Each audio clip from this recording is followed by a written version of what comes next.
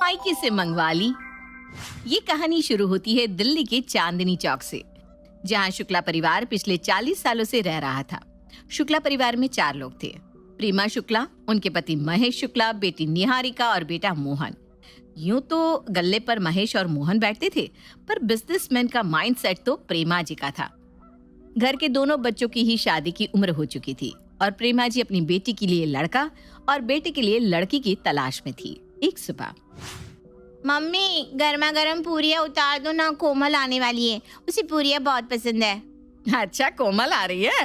हाँ हाँ, पूरियाँ क्या, साथ में दम आलू भी बना देती हूँ। उसे दम आलू और पूरियाँ बहुत पसंद है ना। Thank you mummy, you are great. जितना मैं आपको जानता हूँ प्रेमा जी, आप किसी के लिए इतनी मेहनत तो करेंगी नहीं। क्या खिचड़ी पक रही है आपके दिमाग में, हमें भी तो बताइए। आप कृपा करके अपने दिमाग के घोड़े को लगाम लगाइए, क्योंकि अगर खिचड़ी बनेगी तो आपको जरूर मिल जाएगी। इस घर में आज तक ऐसा क्या ही पका है जो आप तक नहीं पहुंचा। निहारिका और कोमल कॉलेज की फ्रेंड्स थी और इन दिनों दोनों की दोस्ती और भी गहरी होती दिख रही थी। कोमल आए दिन निहारिका के घर आया जाया करती थी, पर कोमल निहारिका के घर यूं ही नहीं आ रही थी। कोमल निहारिका के घर पहुंचते ही सबसे पहले उसे एक गुड न्यूज देती है।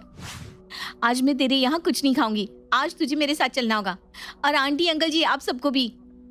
जरूर बेटा, अगर कोई अच्छी बात है तो हम जरूर चलेंगे, पर बात क्या है वो तो बताओ। आंटी जी मेरी नौकरी लग गई है। इसे देख निहारिका और खुद को देख। एक ये है जो तेरी उम्र की होकर नौकरी ले रही है, और तू है जो दिन भर सोती रहती है। तो मैं नौकरी करके क्या करूंगी मम्मी? वैसे भी तो तुम मेरी शादी करवाने वाली हो। वो अलग बात है कि तुम्हें कोई लड़का नहीं मिल रहा। लड़का नहीं मिल रहा? अरे ऐसी क्या बात है, मैं लड़का ढूंढवा देती हूँ, अभी मिल जाएगा। वो मेरे खानदानी पंडित जी है ना, वो आए दिन मेरे घर आते रहते हैं। उन्हें भी एक अच्छे घर की लड़की की तलाश है, तो हम तुम्हारा बायोडेटा उन्हें दे देते हैं, ठीक है? उनके पास तो कई अच्छे घरों के लड़कों के बायोडेटा आते होंगे। फिर तो बेटा तुम्हारे परिवार वालों ने तुम्हारा भी बायोडेटा उन्हें दे दिया होगा। नहीं नहीं आंटी जी, मैंने तो पहले ही मना कर दिया था। मुझे ऐसे लड़के से शादी करनी है जिसे मैं पहले से जानती हूँ। लड़का अगर देखा सुना हुआ हो तो शादी के बाद प्रॉब्लम नहीं आती। देखा सुना हुआ तो है ही, बातें भी हो ही जाएगी। कुछ कहा क्या मम्मी आपने? अरे मैं क्या कहूंगी, तू जा और कमरे से तेरा बायोडेटा और कुंडली लेकर आ, और इसका जेरॉक्स करवा देना। हाँ, फिर कोमल को देते। बस निहारिका का अच्छे घर में रिश्ता हो जाए, फिर मेरी एक टेंशन कम हो जाएगी। उसके बाद बस बहू लाने की जिम्मेदारी मुझ पर रहेगी। निहारिका अपनी कुंडली और बायोडेटा का जेरॉक्स करवाकर कोमल को दे देती है और कोमल के साथ बाहर जाने के लिए तैयार हो जाती है। आंटी जी अंकल जी आप भी चलो ना साथ में, मजा आएगा। हाँ हाँ बेटा, क्यों नहीं। महेश की बात को बीच में काटते हुए प्रेमा उसके हाथ को दबाकर कहती है, अरे चुप रहिए ना आप क्या करेंगे जाकर बच्चों के बीच में? अरे नहीं नहीं बेटा, हम दोनों वहां आकर क्या करेंगे। एक काम कर, तू अपने साथ मोहन को ले जा। ए मोहन, जा जल्दी से तैयार हो जा। मम मैं जाकर क्या करूंगा इन दोनों के बीच में? अब तो ये लड़कियां क्या अकेली जाएंगी? गाड़ी से नहीं ले जा सकता ही ना है? इन्हें ले जाने में कौन सी आफत आ जाएगी तुझे? दोनों को अच्छे से घुमा फिरा देना, साथ में कोई लड़का रहेगा तो अच्छा है ना, और तू ही इन दोनों को वापस ले आएगा। तुझे नहीं घूमना तो तू बाहर गाड़ी में ही बैठे रहना, ठीक है? अपनी माँ की बात मानकर मोहन तैयार होकर दोनों के साथ जाने के लिए निकलने लगता है। आंटी जी वो मेरा पर्स आपके पीछे है। तेरे पर्स को मैंने यहाँ रखा है, पैसे देने की कोई जरूरत नहीं है बेटा। पार्टी भले तुम दो, पर पेमेंट तो मेरा मोहन ही करेगा। तो जब तक तू लौटती नहीं, तेरा पर्स यहीं रहेगा। प्रेमा कोमल के साथ मोहन को भी बाहर घूमने के लिए भेज देती है। प्रेमा जो बिना मतलब के किसी से 2 मीठे बोल भी ना बोले, उसकी हरकतों में ऐसे बदलाव को देखकर महेश जी गहरे चिंतन में डूब चुके थे। इनसे प्रेमा का ये बदला हुआ अंदाज बर्दाश्त नहीं हो रहा था। तभी वो प्रेमा से कहते हैं, करना क्या चाह रही हैं आप प्रेमा जी? आपको तो पड़ी नहीं है अपने बेटे की, 29 साल का हो गया है वो, और अब भी अगर उसे अच्छी लड़की नहीं मिली तब तो हो गई शादी उसकी। कोमल बहुत अच्छी है, अब तो उसकी नौकरी भी लग गई है, अपने खानदान में इकलौती भी है। अगर वो हमारे घर आ गई तो सोने में सुगंध वाली बात नहीं हो जाएगी क्या? रही बात संपन्नता की, तो उसके माँ बाप अपने जाने के बाद सारी संपत्ति किसे देकर जाएंगे? अपनी इकलौती बेटी कोमल को ही ना। जो कोमल का होगा वो हमारे मोहन का ही हो जाएगा। बस इसीलिए मैं दोनों की दोस्ती करवाना चाह रही हूँ। मान गए प्रेमा जी आपको। कोमल ही हमारी निहारिका की शादी करवाएगी और उसी को हम अपनी बहू बनाकर भी ले आएंगे। एक ही बार पूरी बनाकर अपनी सारी भूख मिटा दी आपने तो। यह तो दुनिया का दस्तूर है महेश जी। बिना रोए तो माँ भी बच्चे को दूध नहीं पिलाती, तो किसी को बहू बनाने के लिए मुझे भी तो 2-4 मीठे बोल बोलने ही पड़ेंगे ना। बाहर एक साथ घूमने के बाद मोहन और कोमल की अच्छी खासी बातचीत हो जाती है। अब आए दिन प्रेमा कोमल और निहारिका को मोहन के साथ बाहर भेज दिया करती, ताकि लगातार मिलने के कारण मोहन और कोमल के बीच में नजदीकियां बढ़ जाए। और ऐसा ही होता है। और फिर एक दिन वही होता है जिसका प्रेमा को इंतजार था। एक दोपहर मोहन अपनी माँ के पास आकर कहता है, मम्मी मुझे आपसे कुछ कहना है। वो तो कहना ही था बेटा, कहो कहो। मम्मी मैं और कोमल एक दूसरे को पसंद करते हैं और कोमल चाहती है कि मैं आप दोनों के साथ उसके घर उसका हाथ मांगने जाऊं। महेश जी देखिए, ढूंढ ली बहू हमारे बेटे ने। वैसे तेरे लिए खुशखबरी ये है कि निहारिका के लिए भी एक लड़के का रिश्ता आया है। बहुत ही अच्छा लड़का है। पहले निहारिका को विदा कर देते हैं, उसके बाद फौरन तुम्हारी शादी कोमल से करवा देंगे। निहारिका की शादी की तारीख निकल जाती है और वो विदा होकर अपने ससुराल चली जाती है। अब बस अच्छी सी तारीख देखकर मोहन और कोमल की शादी करा देते हैं। आज ही मैं पंडित जी को बुलाती हूँ और दोनों परिवार बैठकर इस मसले पर चर्चा कर लेंगे। प्रेम के कहने पर कोमल के माँ बाप पंडित जी के साथ प्रेमा के घर पहुँचते हैं। कुंडली मिलान तो दोनों बच्चों का पहले ही हो चुका था। बहुत ही सटीक और मिलनसार कुंडली है दोनों बच्चों की। सिया और राम की जोड़ी कहे तो गलत नहीं होगा। तो आज फिर सिया और राम के मिलन का इंतजाम भी कर दीजिए पंडित जी। शादी की एक अच्छी सी तारीख निकाल दीजिए। अगले महीने की 7 तारीख को बहुत ही अच्छा लगन है। बहुत ही अच्छा मुहूर्त है। उसी दिन दोनों की शादी हो जाए तो सोने पर सुहागा हो जाएगा। हमें कोई आपत्ति नहीं है पंडित जी। महेश जी और प्रेमा जी हमारी एक ही बेटी है। मैं एक बेटी का पिता होने के नाते आप लोगों के सामने हाथ जोड़कर विनती करता हूँ कि मेरी बेटी को हमेशा खुश रखिएगा। बड़े नाजों से पाला है हमने इसे। जरा से भी खरोच आ जाए इसे तो मेरा दिल सहम जाता है। विश्वास रखिए समधी जी, हम कोमल को अपनी बहू नहीं बेटी की तरह रखेंगे। और ठीक अगले महीने की 7 तारीख को कोमल और मोहन की शादी हो जाती है और बहू बनकर कोमल प्रेमा के घर आ जाती है। पग फेरे की रस्म के बाद कोमल अपने कमरे में जैसे ही जाती है, उसके पीछे पीछे प्रेमा भी वहाँ चली जाती है। मम्मी जी आपको कुछ चाहिए था क्या? कुछ ला दूं क्या? अरे नहीं नहीं बहू, कुछ लेने नहीं कुछ देने आई हूँ। तेरे एक पैर का पायल कहाँ है? अरे देख क्या रही है, तेरे पैरों में पायल नहीं मिलेगा क्योंकि वो मेरे हाथों में है। अरे ये कब गिर गया, मुझे पता ही नहीं चला मम्मी जी। वही ना बहू, तुझे इतने गहने पहनने की आदत नहीं है ना, तू गहनों को घुमा देगी। अपने मायके के सारे गहने लाकर मुझे दे दे, मैं अपने पास रख लेती हूँ और जब भी तुझे जरूरत होगी मुझसे मांग लेना बेझिझक। प्रेमा अपना शातिर दिमाग चलाकर कोमल के मायके के गहने उससे ले लेती है। अगली सुबह जब कोमल गहरी नींद में सो रही थी, प्रेमा उसके कमरे में जाकर उसे हिला हिलाकर उठाने लगती है। भागो भागो, भूकंप आया, भूकंप आया। अरे ये भूकंप नहीं है, मैं हूँ बहू। उठ जा, तेरे ऑफिस का टाइम हो गया है। शादी के दूसरे दिन ही कौन ऑफिस जाता है मम्मी? अरे तो घर पर रुककर ये करेगी क्या? रसोई तो मैं संभाल लेती हूँ। और तू भी क्या सो रहा है, जा गल्ला संभाल। प्रेमा कोमल को इसलिए ऑफिस भेजती थी क्योंकि कोमल की सैलरी भी तो उसे ही मिलने वाली थी।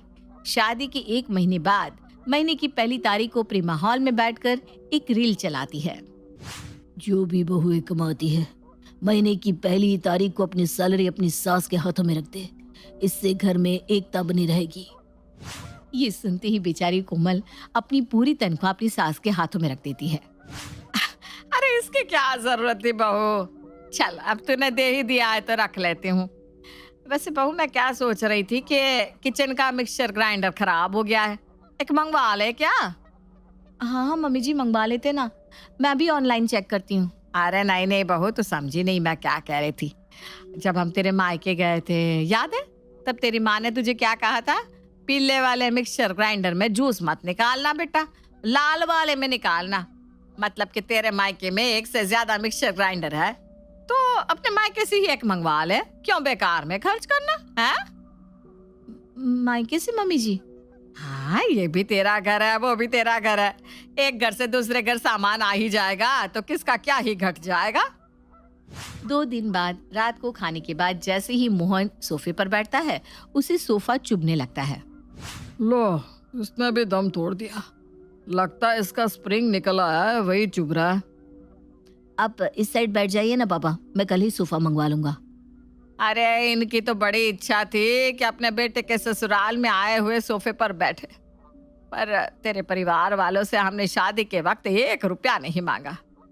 और देख लो, तेरे परिवार वालों ने कुछ दिया भी नहीं। अब इतना तो वो कर ही सकते हैं ना बहू कि अपने समधी जी को उनकी पसंद के सोफे पर बिठा दे। और वैसे भी ये कितने ही घंटे घर पर रहते हैं, पूरा दिन तो उनका दुकान में जाता है। सोफा तो तेरे ही काम आएगा ना, तो एक सोफा मंगवा ले अपने मायके से। अरे ये तो शुरुआत थी। अब प्रेमा को जिस भी चीज की जरूरत पड़ती वो सीधा कोमल से कहती, बहू मायके से मंगवा ले। शुरुआत में तो कोमल अपनी सास की सुनकर अपने मायके से कुछ न कुछ मंगवाती रहती।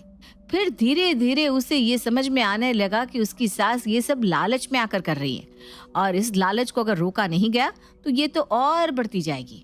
पर कोमल करती भी क्या, उसे समझ में नहीं आ रहा था कि वो किस तरह अपनी सास को समझाए, और इसलिए वो अपनी एकमात्र ननद कम सहेली को फोन लगाती है और उसे सारी बात बताती है। ये तो मम्मी ने हद ही कर दी यार। मुझे तो लगा था बस तुम्हारी और भैया की शादी करवाने तक मम्मी अपना बिजनेस माइंड चला रही है, पर मुझे क्या पता था शादी के बाद भी ये नहीं रुकेंगी। अब तू ही बता निहारिका, मैं रोज मम्मी पापा से कुछ न कुछ मांगती रहूंगी तो उन्हें कैसा लगेगा? मैंने कभी उनसे कुछ नहीं मांगा, जो दिया उन्होंने खुद दिया। मुझे कुछ समझ में नहीं आ रहा यार। तू चिंता मत कर, कल ही तेरी ननद यानी कि मैं वहाँ आती हूँ और पासा पलटती हूँ। और अपनी प्यारी भाभी की गुहार सुनकर निहारिका अपने मायके पहुंच जाती है, और सीधे अपने घर आते ही अपनी माँ के गले ना लगकर वो घर के डाइनिंग टेबल को देखकर कहती है, मम्मी ये डाइनिंग टेबल अपने ससुराल ले जाऊं क्या मैं, प्लीज? हाँ हाँ बेटा, ले जा, तेरा ही घर है, तुझे कौन मना करेगा। अरे बहू जरा सुन, ये डाइनिंग टेबल तो निहारिका लेकर जा रही है, तो अपने मायके से एक डाइनिंग टेबल मंगवा ले। ठीक है मम्मी, मैं चलती हूँ, मुझे बहुत काम है। टाइम मिलता है तो मैं आती हूँ, वरना मैं कल आपको कॉल करूँगी। उसी रात निहारिका अपनी माँ को कॉल करती है। मम्मी मुझे ना वो तुम्हारे बेडरूम का बेड चाहिए, अभी के अभी। अरे बेटा, रात के 10 बजे कोई बात हुई है क्या? तेरे और दामाद जी में कोई अनबन हो गई है क्या? बता। ये सब मुझसे मत पूछो मम्मी, मुझे बस वो बेड दे दो। प्रेमा अपनी बेटी की बात सुनकर फौरन ही मोहन से अपने रूम का बेड उसके घर भिजवा देती है। अगली सुबह प्रेमा की आंख खुलती भी नहीं कि फिर उसका फोन बजता है। कौन बोल रहा है? अरे यार मम्मी उठ भी जाओ, हमारे घर जो वॉशिंग मशीन है ना, मुझे भिजवा दो ना प्लीज। अपनी बेटी के मांगने की हैट्रिक पूरी होते ही प्रेमा की नींद टूट जाती है। अरे ये क्या है, तू कुछ ना कुछ मांगी ही जा रही है, कोई बात है क्या? कहीं तू अपने ससुराल वालों से अलग होने का तो नहीं सोच रही? अरे नहीं मम्मी, वो क्या है ना, मेरी सास वो कुछ भी खरीदना नहीं चाहती। सोचती है कितने ही पैसे बचा ले, जो आएगा बहू के घर से ही आएगा। ये कोई बात हुई भला? हर बात में यही कहती रहती है, मायके से मंगवा ले, मायके से मंगवा ले। इसलिए ना मुझे आपको कॉल कर करके चीजें मंगवानी पड़ रही है। अरे ये तेरा मायका है, फर्नीचर का शोरूम नहीं है। जब देखो तेरी सास कुछ ना कुछ मंगवाती रहती है। आज तो मुझे उनसे बात करनी ही पड़ेगी, तो रुक जा, मैं अभी आती हूँ वहाँ। प्रेमा फौरन तैयार होकर अपनी बेटी के ससुराल पहुंचती है। निहारिका के ससुराल पहुंचते ही उसे ऐसा लगता है कि वो अपने ही घर में आ गई हो, क्योंकि उसके खुद के घर से ज्यादा उसके घर की चीज उसकी बेटी के ससुराल में दिख रही थी। यह क्या समधन जी, ये कोई बात हुई भला? अपनी बेटी की शादी में क्या कुछ नहीं दिया हमने आपको? कोई कमी रखी थी क्या खातिरदारी में? फिर भी आप आए दिन कुछ ना कुछ हमसे मंगवाती रहती हैं। ऐसी तो कोई बात नहीं है समधन जी। अरे बहू, आज भी तूने अपने मायके से कुछ मंगवा लिया क्या? क्योंकि जितना मुझे याद है, आज तो मैंने तुझे एक दिन का ब्रेक लेने को कहा था, क्योंकि लगातार कुछ न कुछ भेज भेज कर आप भी थक गई होंगी ना। मैं आपकी तकलीफ समझ सकती हूँ समधन जी, पर वो क्या है ना समधन जी, मैं भी मजबूर हूँ। मैं आपसे कुछ मांगना नहीं चाहती, पर मेरी बेटी जिस घर में ब्याह कर गई है ना, वहाँ उसकी सास हर रोज उससे एक ही बात कहती है, ये मायके से मंगवा ले, वो मायके से मंगवा ले। अब आप ही बताइए समधन जी, कहाँ से आएंगी इतनी चीजें हमारे पास? हमारे पास देने को है ही कितना, इसलिए मुझे ना वही शब्द अपनी बहू से भी कहने पड़ते हैं। जो आपके पास से लेकर आती है ना, वही सामान मैं अपनी बेटी को पहुंचा देती हूँ। वैसे आपको किस बात की तकलीफ हो रही है? आप भी तो अपनी बहू के मायके से ही सामान मंगवाती है। ये सब तो कोमल के मायके का है ना, तो आप तो किसी तरह भी घाटे में नहीं है। आप किस बात की कंप्लेंट करने आ गई मेरे पास? ये सुनते ही प्रेमा की आंखों के सामने लगा पर्दा हट जाता है। उसे समझ में आ जाता है कि वो अपनी बहू के साथ क्या कर रही थी। पर समधन जी, ये तो गलत है ना। हर सास अगर अपनी बहू को उसके मायके से कुछ न कुछ लाने को कहती रहेगी तो ये रिवाज तो चलता ही जाएगा। इस पर किसी को तो रोक लगानी ही पड़ेगी। तो इस रोक में पहला कदम आप ही बढ़ा दो ना मम्मी। अपनी बहू के मायके से सामान मंगवाना बंद कर दो। तो सही कह रही है बेटा, न जाने अनजाने में मैंने कोमल से क्या क्या नहीं ले लिया। आपने तो आज मेरी आंखें खोल दी समधन जी। मैं अभी अपने घर लौटकर अपनी बहू को उसके मायके से आई चीजें वापस लौटा देती हूँ। तो जाते जाते यहाँ पर आई हुई आपके घर की चीजें भी लेते जाइएगा समधन जी। अब आप इतना बड़ा कदम उठा रही है तो मैंने भी उठा लिया।